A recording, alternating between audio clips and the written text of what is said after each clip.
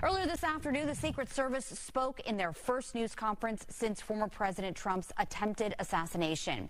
Olivianna Calmes is in Bethel Park, Pennsylvania. So, Olivianna, first, what does that autopsy show?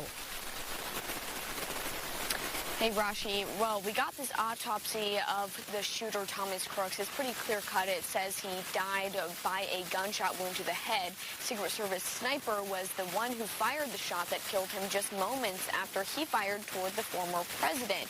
Now, like you said, the Secret Service did have a news conference today, and reporters asked hard questions that led to discussions about accountability. The acting director, Ronald Rowe, saying that no state or local supporting agency that day should be held responsible. That's coming after this week local law enforcement pushed back, thinking that he had shifted the blame toward them.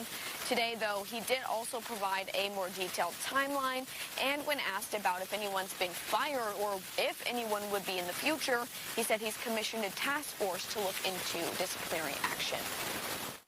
If that mission assurance review is looking into if there were policy violations. At that point now, if in fact there were policy violations, at that point now it'll go into a parallel path of a disciplinary type of investigation.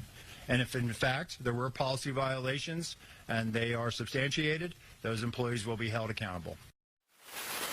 Rowe also answered questions about the lack of radio communication between local and the Secret Service. He said it needs a big fix.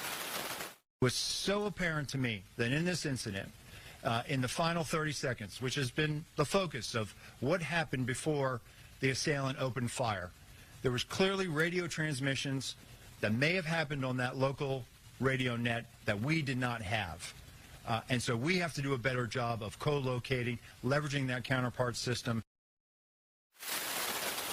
There was no Secret Service drone used there, and when reporters asked why they denied the request by local law enforcement to use theirs, he said that task force will be looking into that as well. In Bethel Park, Pennsylvania, Olivianna Calmes, Fox 26 News.